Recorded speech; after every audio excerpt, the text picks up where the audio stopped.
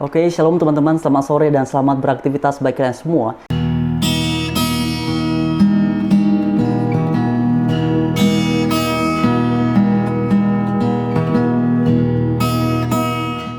Dan berhubung sekitar 1 minggu yang lalu saya pernah menyampaikan kiranya kalian berkenan untuk memberikan saran ataupun rekomendasi terkait dengan hal apa yang perlu kita bahas di channel ini. Dan kemudian setelah saya perhatikan komentar dari beberapa kalian semua, ada yang kemudian mengusulkan agar kiranya pembahasan di channel ini tidak hanya terbatas pada menanggapi kesaksian para mualaf ataupun terkait dengan iman Kristen, tetapi diusulkan agar kiranya channel ini juga bisa membahas hal-hal yang bersifat umum yang bisa memberikan informasi.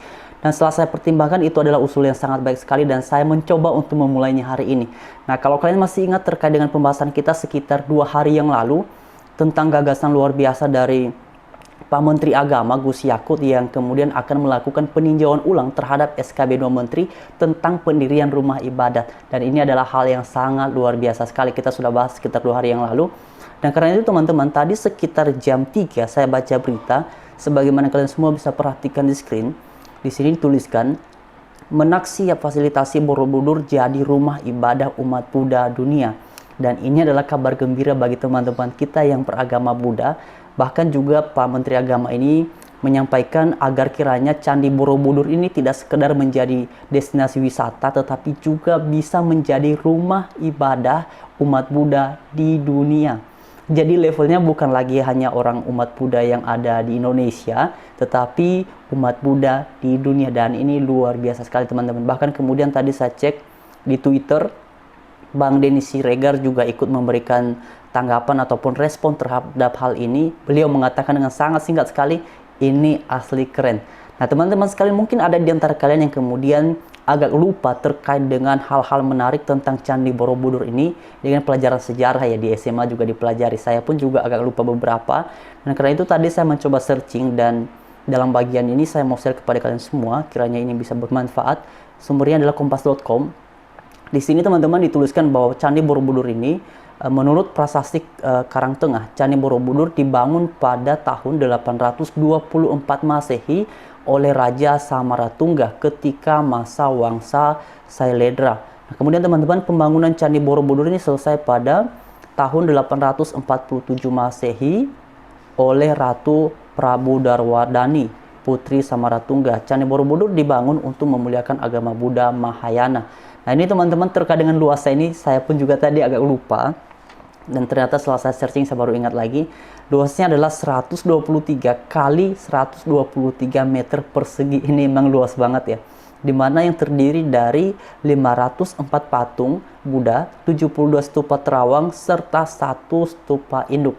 Nah kemudian tadi saya juga coba searching hal-hal lain terkait dengan ini Candi Borobudur ini. Di sini teman-teman dituliskan, sama dengan The Great Wall China, Candi Borobudur juga membutuhkan waktu lama untuk pembangunannya berdasarkan aksara yang tertulis di dinding candi. Diperkirakan pembangunan candi ini dilakukan antara abad ke-8 dan ke-9. Ya, ini perkiraan lain teman-teman, sehingga jika ditaksir butuh waktu sekitar 75 sampai 100 tahun untuk bisa menyelesaikan, seperti yang sudah diketahui dalam pelajaran sejarah. Oke, teman-teman ya. Kemudian di sini ini teman-teman, ini menarik ini. Berkembangnya kerajaan Islam pada abad ke-14 di tanah Jawa membuat Candi Borobudur mulai ditinggalkan. Namun pada tahun 1814, seorang gubernur jenderal asal Inggris yakni Sir Thomas Raffles menemukan dan menyebutkan nama Borobudur untuk pertama kali dalam buku The History of Java. Jadi ini teman-teman, beliau yang menyebutkan pertama kali dalam bukunya yang berjudul The History of Java. Nah karena itu hal-hal lain yang kemudian menarik adalah ini teman-teman, mungkin kalian tertarik dengan Candi Borobudur ini. Candi Borobudur memiliki banyak sekali relief, tepatnya 2672 relief. Jumlah tersebut tersusun atas 1212 relief dekoratif dan 1460 relief kisah Buddha. Gambaran relief ini konon jika disusun memanjang bisa mencapai 6 km. Ini panjang sekali teman-teman. Kemudian dalam relief-relief kisah Buddha terbagi dalam 4 cerita utama, yakni pertama nih, ini Karma Wibangga, kemudian Lalita Wistara, Jataka dan Awadana, serta Ganda Yuha. Relief tersebut bercerita tentang perjalanan dan nilai-nilai ajaran Buddha, sementara relief dekoratif biasanya berkisah tentang kehidupan sehari-hari masyarakat Jawa. Nah, teman-teman sekalian, itu beberapa hal terkait dengan Candi Borobudur ini, dan saya berharap sih apa yang kemudian sudah digagas oleh Pak Menteri Agama ini kiranya segera untuk terrealisasi, dan terlebih lagi terkait dengan peninjauan ulang terhadap SKB 2 Menteri tentang pendirian rumah ibadat ini, kiranya hal ini lebih cepat ya ditinjau ulang, kalau perlu aturannya itu diubah supaya kemudian beberapa ya tempat yang seharusnya di situ didirikan gereja, karena misalnya jemaatnya kalau diperkirakan hanya 80 tapi karena standarnya adalah 90, kan agak susah untuk kemudian membahas tempat peribadatan. Karena itu kita dukung saja teman-teman supaya kiranya Pak Menteri Agama ini bisa bersegera atau segera kiranya untuk merealisasikan apa yang sudah disampaikan ini, supaya kita tidak hanya diberitahukan hal-hal yang sifatnya teori saja ataupun semacamnya bentuk gagasan saja, tapi tanpa ada hasil, tanpa ada realisasi. Tapi sejauh ini saya masih optimis terkait dengan Pak Menteri Agama yang satu ini, luar biasa beliau ini. Karena saya mulai tertarik dengan pemikiran beliau ini ketika mendengar pidatonya yang mengatakan bunyinya itu seperti ini teman-teman, bahwa bangsa Indonesia ini merdeka bukan karena perjuangan satu agama saja, tetapi karena semua agama yang ada di Indonesia ikut berjuang untuk memperjuangkan kemerdekaan Indonesia. Nah, beliau menyampaikan bahwa bangsa ini tuh tidak merdeka karena satu golongan, satu agama saja, tapi karena semuanya bekerja sama, baik itu yang beragama Islam, Kristen, Hindu, Buddha, semuanya bekerja sama untuk mengupayakan agar bangsa ini merdeka, bebas dari orang-orang yang ingin menguasainya. Karena itu pada kesempatan yang sangat baik ini, mari terus kita dukung Pak Menteri Agama kita, dan terima kasih untuk kalian yang sudah senantiasa memberikan saran untuk channel ini. Dan teman-teman, terkait dengan pembahasan hal-hal yang bersifat umum ini memang agak sedikit mungkin agak kurang nanti, karena saya baru belajar untuk memulainya dan kiranya kalian berkenan untuk memaklumi.